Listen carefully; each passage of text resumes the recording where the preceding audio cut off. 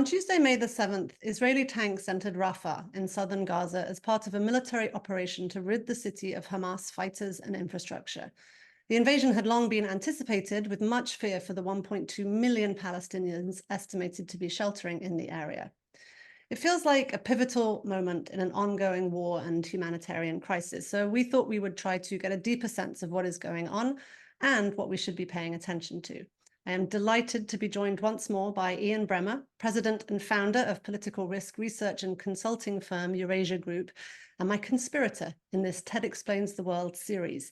Even though Ian has a terrible voice right now, A he assured terrible me voice, a terrible voice. I mean, how do I sound so non-Ian-like? It's you horrible. you sound really terrible, but the good news is that the insight and the wisdom will flow all the same. So thank you I so hope much that's for right. being here, Ian, and welcome. Thank you, Alan. Good to see you. Okay, so can you lay it out for us? Share your perspective of what is going on right now, and crucially, what are we not seeing or appreciating in this moment? Well, look, so much of this conflict has been about the fact that the two antagonists, the Israeli government, and Hamas, have virtually no alignment, no overlap in what they're trying to accomplish. And it's very hard to come to a sustainable peace or even a ceasefire that can last for anything when that's true. I mean, the perspective of the Israelis, and I'm not just talking about the war cabinet, but the whole the Israeli population. And there have been some that have been protesting and demanding that, the Israeli government accept the Hamas ceasefire. Most from the right, the center, and the left want Hamas destroyed. They want the leadership of Hamas brought to justice, either killed or captured. They want the military capabilities of Hamas destroyed beyond an ability to continue to launch rockets against Israel, irrespective of Israeli defense. And they want the fighters, the 30 to 40,000 estimated Hamas fighters, to be gone. And they're not close to that military outcome yet. Hamas, of course, is trying to find a way to continue to fight and to represent their ideology and their aspirations for control of territory that they believe belongs to the Palestinians. And of course, they don't recognize the right of Israel to exist. So, I mean, even negotiating with a terrorist organization is something that we don't in normal times think a lot about doing. That is what the Americans, the Egyptians, the Qataris have tried to facilitate over the past months. But the reality is that while everybody else in the world wants the fighting to be over, the two groups that are actually fighting don't share common interests. They don't. And no one has been forced to cry uncle. I mean, Hamas just obviously hasn't faced enough damage that they feel like they have no alternative but to accept what is being offered to them by the Israelis.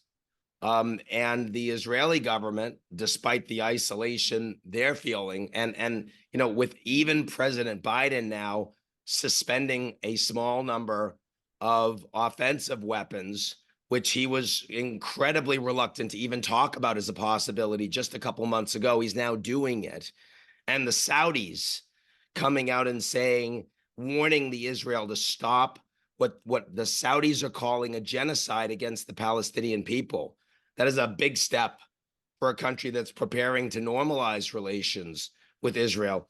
Despite all of that, Israel does not feel the need that they have to change and give more to the negotiating process. And that's why, despite the ultimatums that have been given consistently by the United States not to go into Rafah, they've gone in.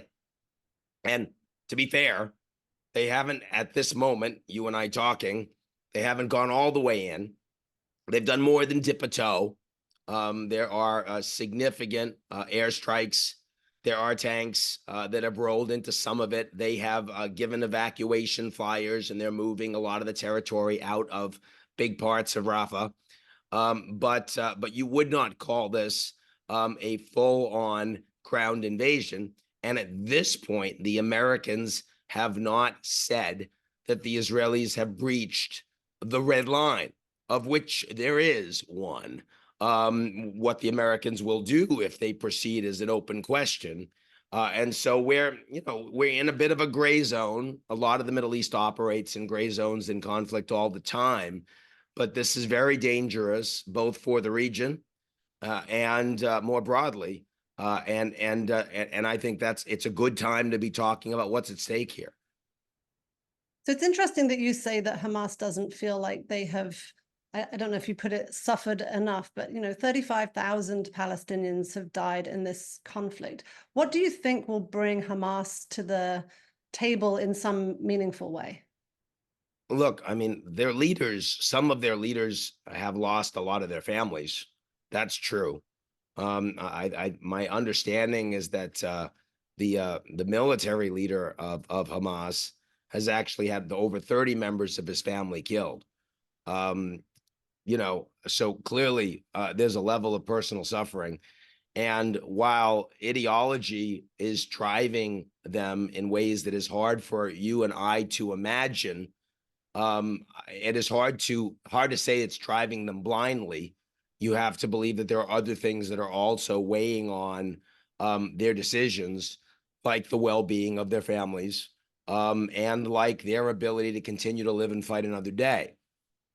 Now, I'm sure that that's a part of the reason they don't want to give up the hostages, not just because there aren't that many left alive for them to give up. And of course, that has been a wrinkle in the negotiations over the past weeks, as well as the Israelis have learned that the first tranche of hostages that were going to be released weren't all going to be alive. No one's going to accept that bait and switch in Israel. And also the fact that the only way that Hamas is protecting their leaders in all likelihood is because they're deep under Rafah in tunnels with those hostages. So, one of the ways that you get them out is if there is a possibility of safe passage.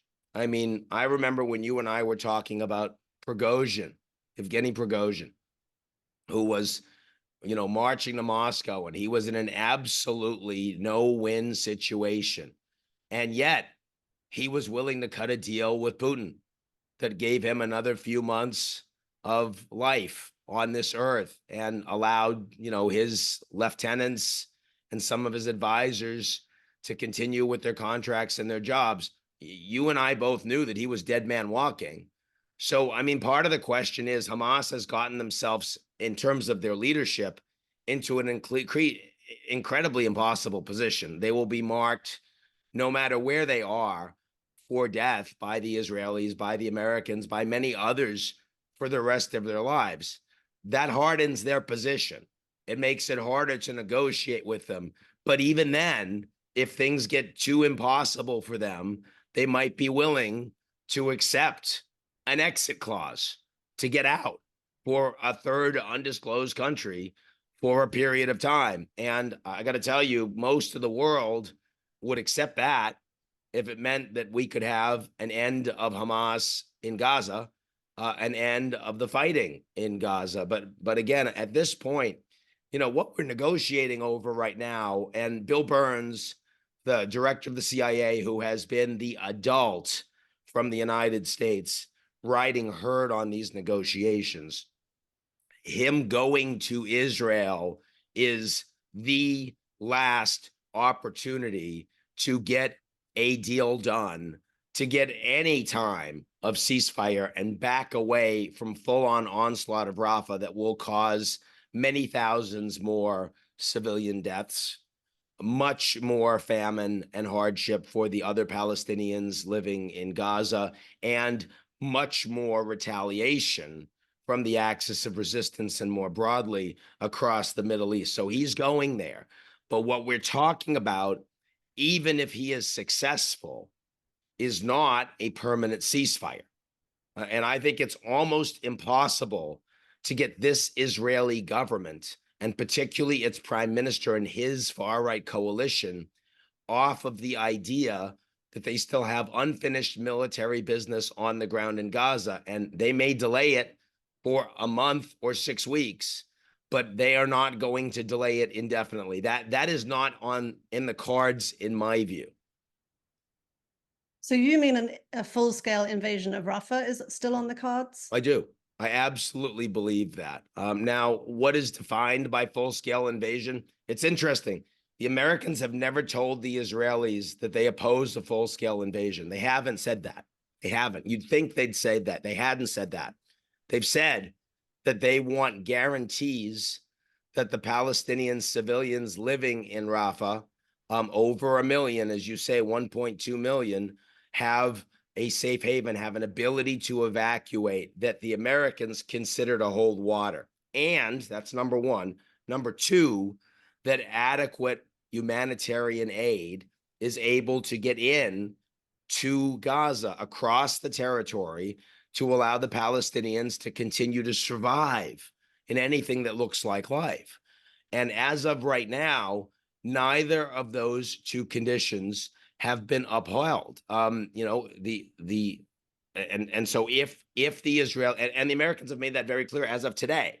So if the Israelis were to persist with a full-on invasion, absent those conditions, the Americans would be forced to what? Suspend, cut off offensive weaponry, make the Israelis buy it on the market, reduce their ability to actually continue a fight for more than a few weeks the way they would like to in Rafah. That is what the Americans are trying to say to Israel right now. But it is not the case. I feel like, well, if we don't get a ceasefire, a temporary ceasefire, what is likely to happen is that the Israelis will evacuate more people, non-military age men, right? But others, and they can't force them. They're not ordering them, but they're flying leaflets and they're saying, get out and we'll give you safe passage for a period of time, a couple days, 4 days, whatever it is. And they'll let in more humanitarian aid, some of which is no longer, frankly, in their control. They've said an American private security company is going to be given control of the border that they've just taken over at Rafah. That's new. That's the last 24 hours. And they've also, of course, allowed, though they don't formally occupy it, so it's not really up to Israel to allow it, the United States to build this pier to allow goods to get shipped in, which might be open in the next few days even, to allow some additional aid in. I think that those things will happen. Israel will say that they've met American demands, and then they'll do full-on invasion. I think that is the plan right now. Absolutely. Short of Bill Burns being successful when he gets to Israel. How do you rate his chances? If it was anybody but him, they'd be really low. He's well respected by all sides. He really is. He wouldn't be going if he didn't have a serious plan. He's not going for window dressing. He's not going to show that the Americans are giving their all. He believes there's a way through. I have a lot of respect for Bill. So, I'd like to say it's at least a coin flip. I think they're still really talking. They're still really engaging. But let's also keep in mind, Helen, a couple of things here. First, talking to Hamas is hard. Getting messages to the military leadership, just one message back and forth can frequently take 1 to 2 weeks by the Qataris. So between the time that they have said something and when you are responding to them, frequently the facts on the ground change. And that makes it a lot harder to get to a deal. And that's how the Americans have earlier, a couple of months ago, said, yeah, we think a deal's about to happen. And then, you hear back from Hamas and it turns out life is different than you thought. And Biden's being a lot more careful, more cautious this time around than he was a couple of months ago. Everybody has noticed. Also, the fact that if Netanyahu gives too much up in a deal, he will lose his right-wing government and then he'll fall. And this is a government who have ministers in a sitting government who have called for genocide against the Palestinians, right? I mean, publicly, who have said Gaza should be leveled, full ethnic cleansing. They should be occupying it. This is, these are ministers of the Israeli government. They are not members of the war cabinet, thankfully, so they don't have control over the war in Gaza, but they are indispensable to Netanyahu maintaining his power.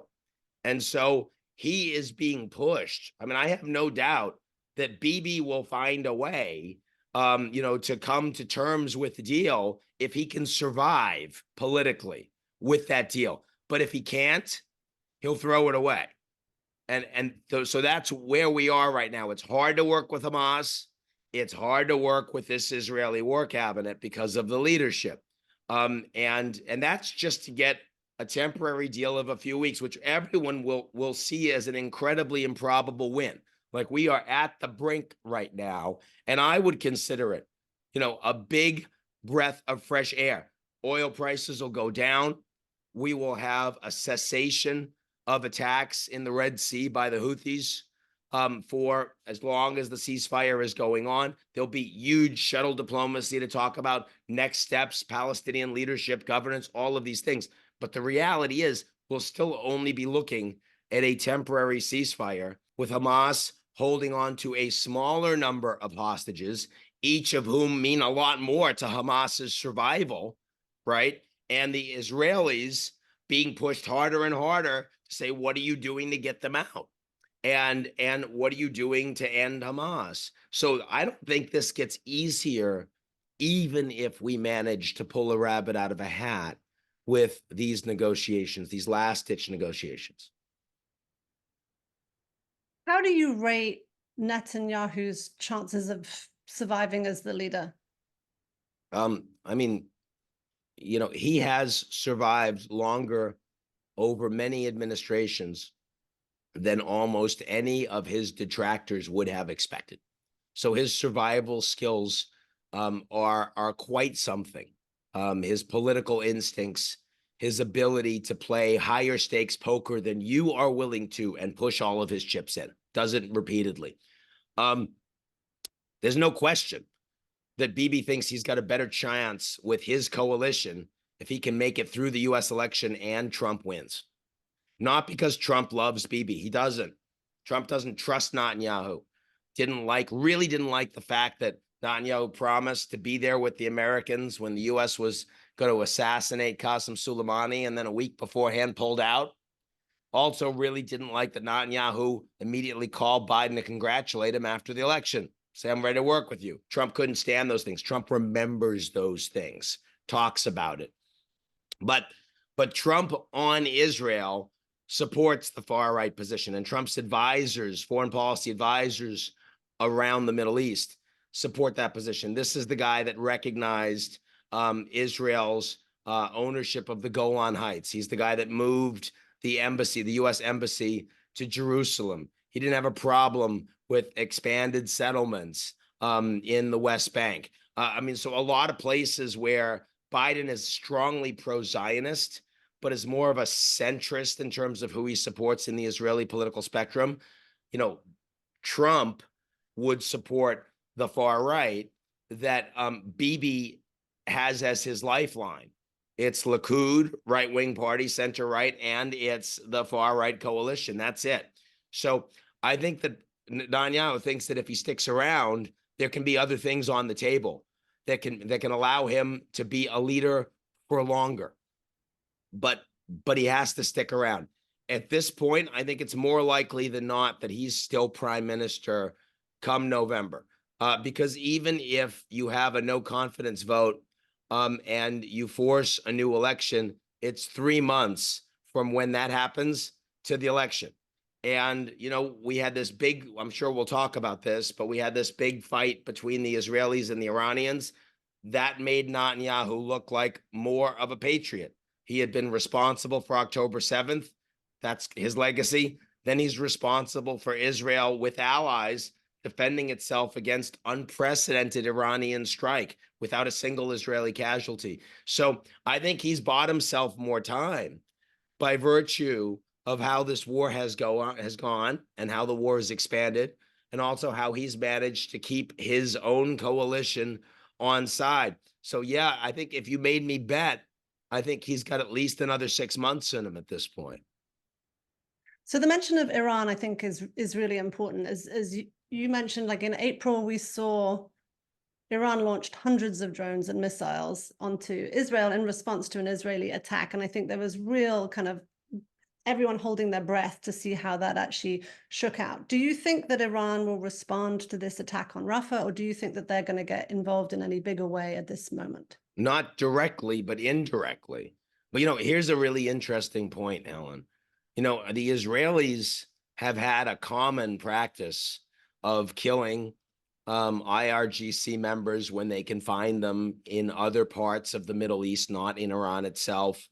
They've had major cyber attacks in Iran against their nuclear program. They've assassinated nuclear scientists, right? I mean, there have been all sorts of Israeli attacks against core Iranian interests. It's fairly clear from what happened just a few weeks ago, the Iranian response to an Israeli attack against an Iranian consular building, basically part of the Iranian embassy, which Iran considered an attack on its own territory, the 300 plus missiles and drones against Israel. And they said, you do this again, this is going to be much worse. So the stakes for the status quo ante policy of Israel have gotten a lot higher. Next time Israel is thinking about, okay, it's time to go after Iran's nuclear program again, the potential for that to become a war much higher. So let's break down two different parts of this. First, let's look at what happened between Israel and Iran. Then let's look at what the Iranians are doing going forward. First, what happened? So the Israelis, who have been on the receiving end of attacks from all of these Iranian proxies across the region, and Iran gives them money and weaponry and training and intelligence. So then the Israelis see this target in Damascus, the IRGC, Islamic Revolutionary Guards Corps, they're head for Syria. And so they send missiles in, they blow up the building, they kill him and some other officers. And so then the Iranians, on the one hand, they clearly don't want a war. So they tell the Turks and Iraqis in advance, here's what we're planning on doing. They wait a week. The messages get to the Americans. Just going to attack military targets, not going to attack any civilians. This isn't about the United States. We don't want the U.S. involved. Then they send the weapons over while the weapons are in transit. The Iranian mission to the UN says, hey, this is all we're doing. It's in response to what the Israelis did. We consider this now closed. That all sounds pretty good. Sounds de-escalatory, tit for tat, except they sent over 300 missiles and drones. And I will tell you that no one in the Biden administration, in the Pentagon, in the White House, no one thought that was going to happen. They thought that was such a larger response from Iran. I mean, if you wanted to just hit Israel to show that this is serious, you send 20, 30 drones, whatever, they're going to knock them down. You send over 300, the intention is for a bunch of them to get through. The intention is to blow up a major Israeli base, to kill Israeli military men and women. If that had happened, the ability of the United States to contain the Israeli response to something symbolic would have been very, very challenging. In other words, we might right now be in an Iran-Israel war that the Americans got sucked into. The Straits of Hormuz would have been disrupted. Iran also boarded an Israeli-linked ship just outside the Straits of Hormuz right before they sent those weapons, showing this is where this can go if this gets really ugly. That's $150 oil. That's Trump as the next president, right? That's a major war in the Middle East that the Americans are actively fighting with allies. Horrible situation.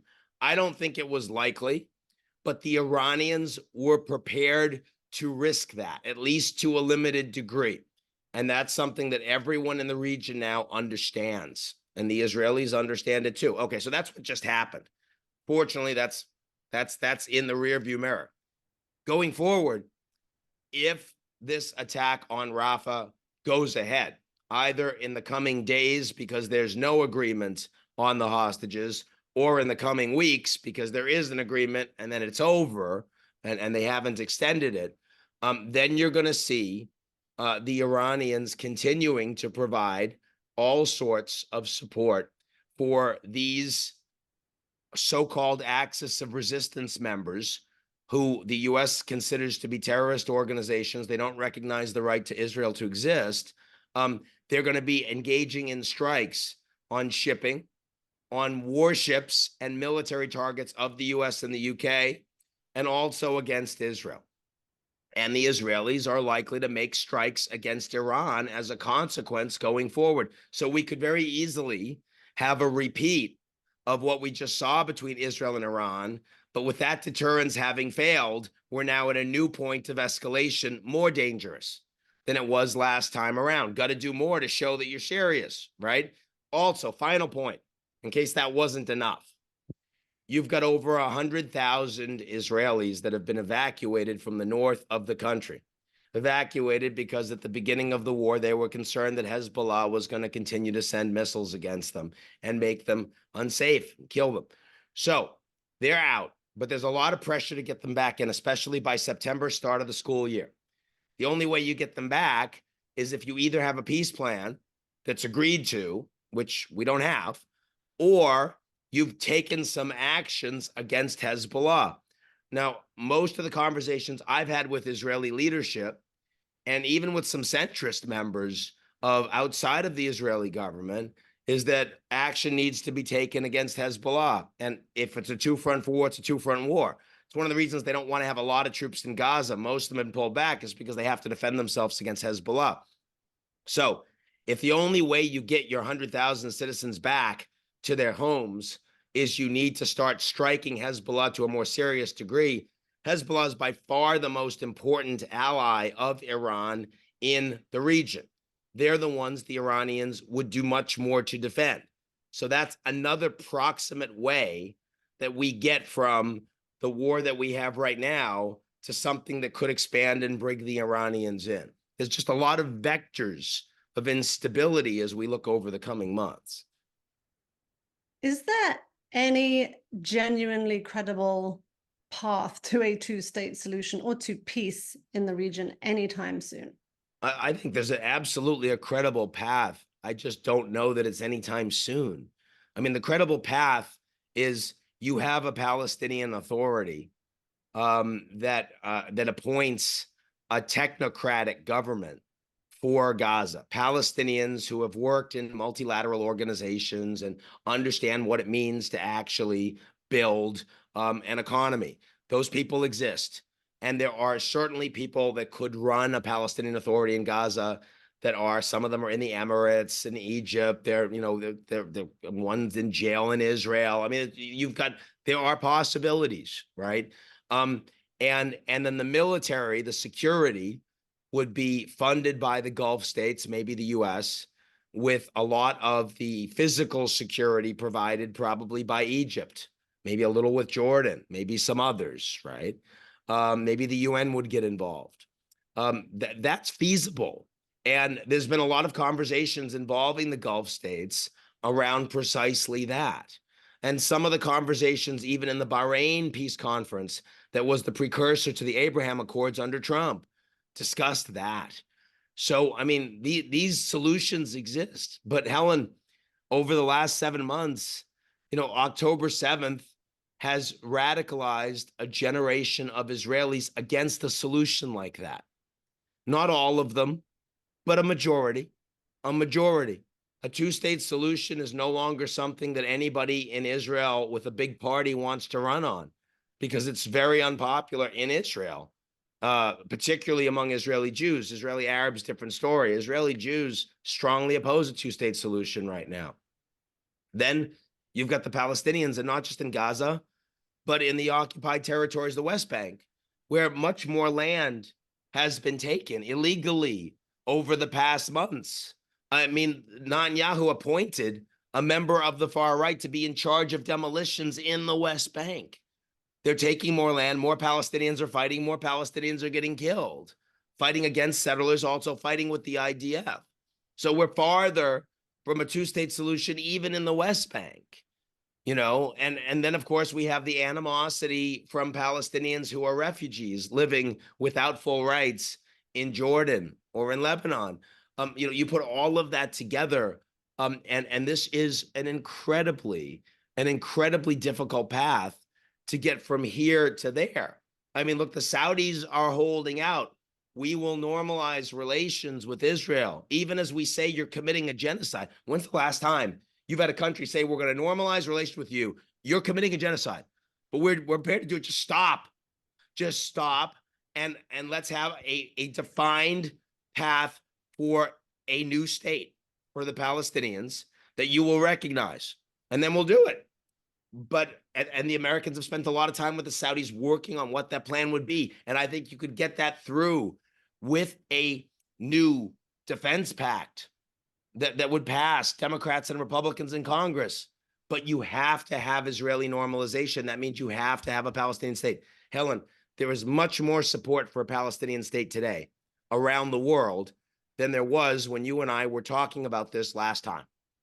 When October 7th happened, it was in part the result of years and years and years of everybody talking about Palestinian need for self-autonomy and determination, and no one actually doing it. We now have a lot more people recognizing talk is cheap. This is causing a real problem. We need a Palestinian state.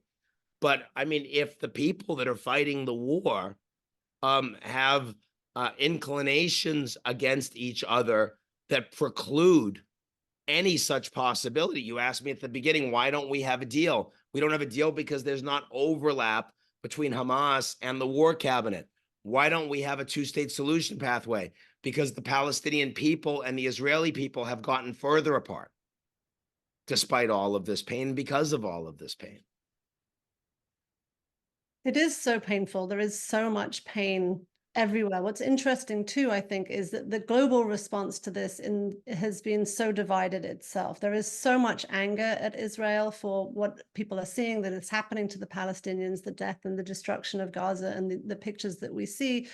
The support for Israel that I think materialized after October the 7th does in some ways seem to have evaporated on a global kind of basis. But I'm wondering if the rise of anti-Semitism and the rise of the kind of angry rhetoric that we see rolling out and playing out across the world is playing into any of the factors on the ground and with the leadership who are actually making the decisions. Or what is your response to that? And how are you seeing this type of strife that is happening around the world actually impact anything that's happening on the ground? I mean, of course, we're seeing a rise in anti-Semitism, which frankly predated October 7th. Those numbers were going up in Europe and the United States before that, and it's gotten worse. And I think a lot of that has been just the polarization and the misinformation in society, the extremism that is carried algorithmically through social media. I mean, things that you and I talk about.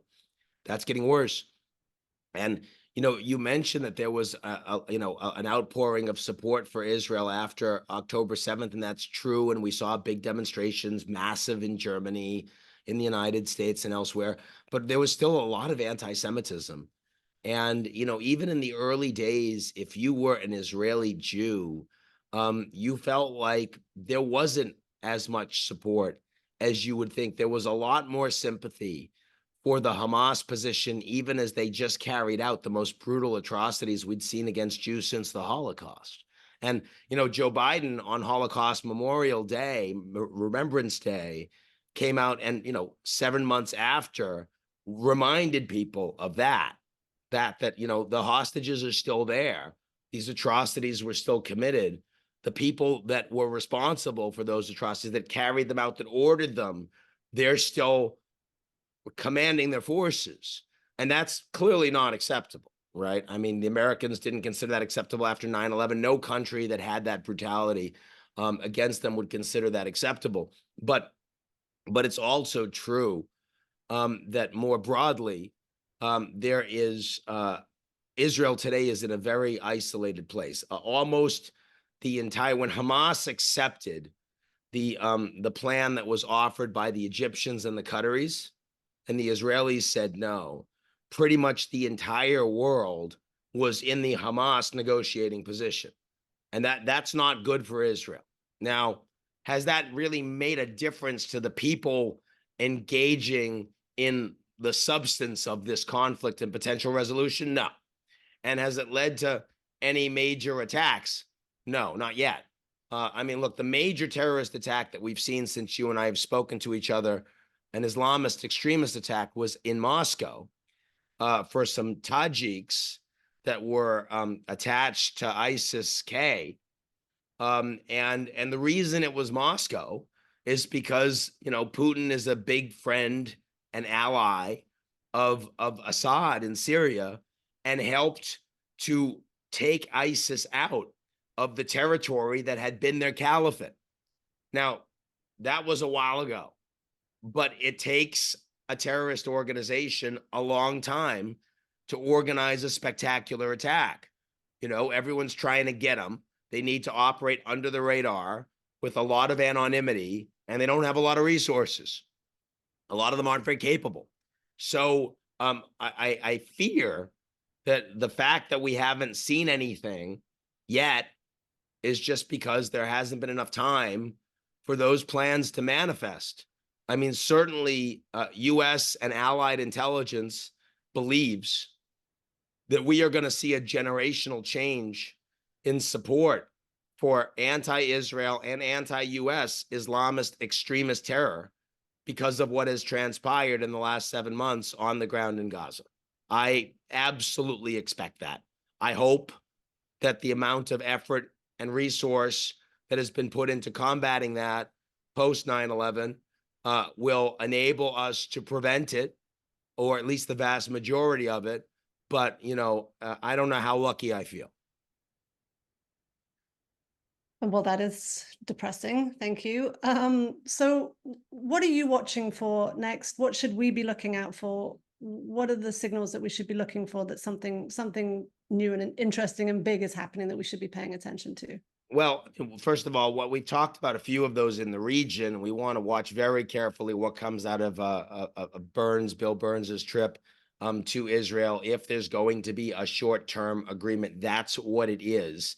Or if more time is bought in terms of a Rafah attack, full bore Rafah attack. And we want to watch how much the Israelis move on the other precursors, humanitarian aid and the evacuations, because then they've checked the boxes, they can go in, right? So it's the American perspective, it's the Israeli perspective. That's what we want to watch.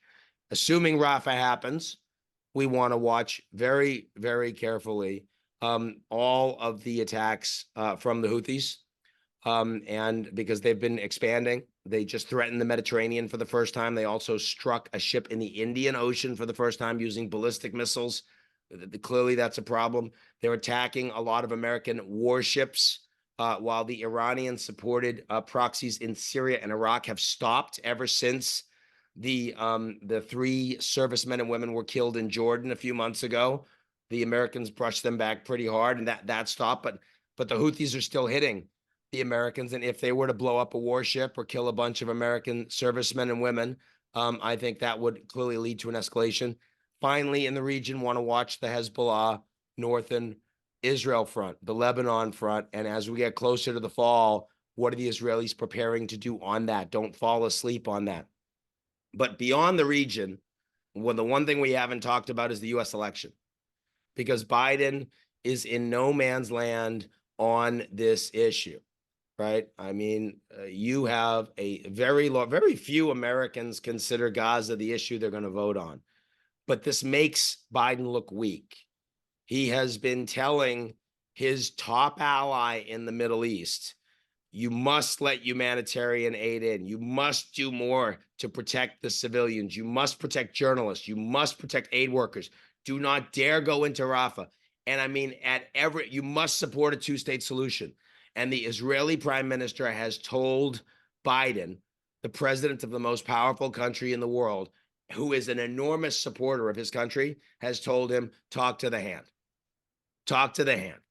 And has even told him, on Holocaust remembrance, the eve of Holocaust remembrance, that the Israelis have to only count on themselves, can't count on any other countries around the world.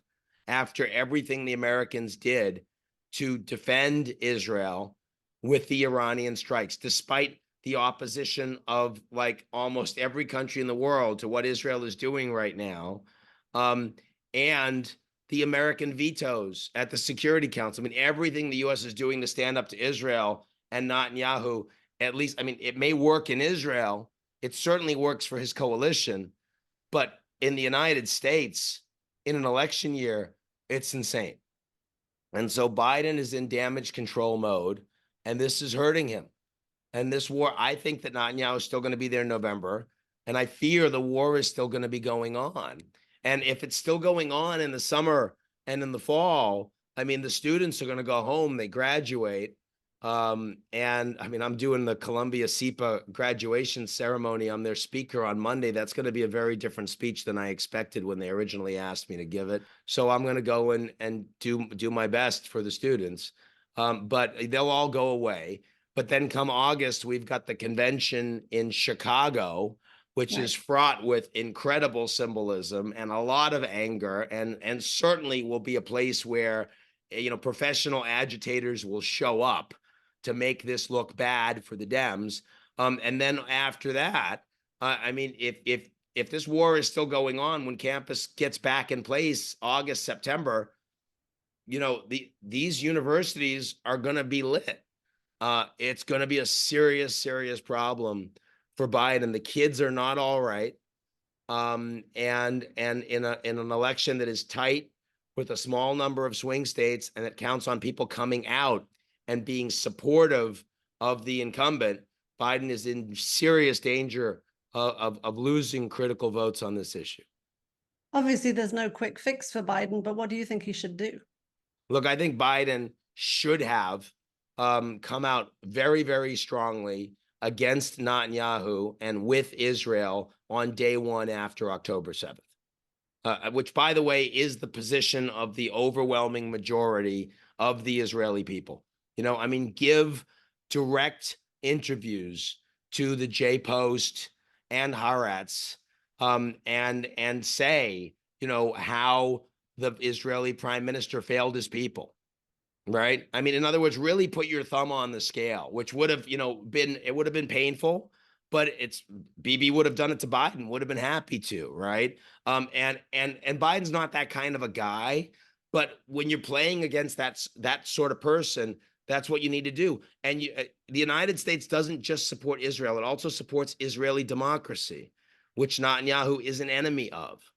Right. That's what he needed to do. And he could have absolutely done just as much to provide the support for, get the money to the Palestinians. There's aid going in, but also get military support to the Israelis, redouble the American defense support so that the Israelis can make sure that they can deal with incoming missiles and rockets. You can do both of those things at the same time. A final thing is, I think Biden should have talked a lot more about the American hostages in the early days. And I don't know, I'm not privy to whether the Americans seriously considered a raid, but I'd like to believe that from the day one, they were saying the Israelis are in charge of the hostages. The Israelis are in charge of the hostages. You've got American citizens that are hostages. I don't know why the Israelis should be in charge of those hostages. I think that's either a joint raid or the Americans go in and do it themselves. But I would have wanted Biden on top of that. And it's not that Biden refused that. A lot of people were coming to him with that advice. Biden's 81. And I just don't think he's willing to be as decisive, as assertive on these issues as he was 10, 15, 20 years ago. I'm hearing a lot more of like, yeah, that sounds interesting. Let's think about that, as opposed to being decisive on the issue. And this is one where Biden being too cautious, too late, too slow in articulating a position that he has gotten to. He has now actually, suspended some of this military aid, but you don't want to wait until, after the World Central Kitchen debacle. This was happening before to lots of aid workers. They just weren't Americans, but it was happening. I mean, they've been incensed with what the Israeli prime minister has been doing and the war cabinet for months now, but they've been very careful. I agree that your allies, you should talk to privately differently than you talk to publicly. And that the US policy towards something that the Israelis do when it's wrong shouldn't be the same as when the Russians do something that's wrong, because they're your ally. I get that. But this is beyond the pale for the Israeli PM. And I think he thinks he can walk all over the United States right now. And that's not a good position to be in. Ian, it is always a pleasure to talk to you, despite the toughness of the conversations. I'm so glad your voice held out. Thank you so much for being here, and we will see you again soon.